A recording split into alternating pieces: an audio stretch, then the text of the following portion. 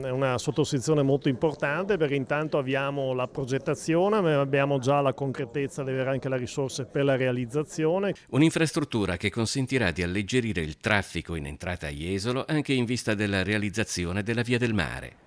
L'accordo di programma per la bretella di prosecuzione della Regionale 43 in direzione Cortellazzo è stato sottoscritto dal Comune di Jesolo con Veneto Strade e Regione Veneto. Nella manovra IRAP che viene inserita nel bilancio di fatto c'è anche la previsione dell'apertura di un mutuo dove il bilancio mi mette a disposizione 50 milioni sul 2026 che io senza alcuna esitazione ho destinato alla bretella di Cortellazzo. Il documento sottoscritto prevede l'impegno del Comune a trasferire a Veneto Strade il progetto esistente risalente al 2010 del raccordo stradale per aggiornarlo, predisporre lo screening ambientale e sviluppare il progetto esecutivo. Un'opera pensata qualche decennio fa che si completa con la realizzazione del Via del Mare e che dà un'accessibilità facile, veloce verso quelle che riteniamo siano delle località importanti dal punto di vista quantitativo e qualitativo dell'offerta turistica del Veneto. Che abbiamo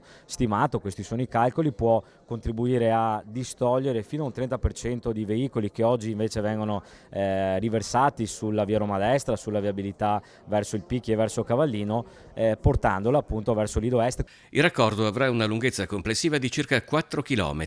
Se l'iter autorizzativo procederà secondo i programmi, si prevede di concludere la fase progettuale nel 2027. Poi seguirà la cantierizzazione per arrivare alla consegna dell'opera entro il 2029.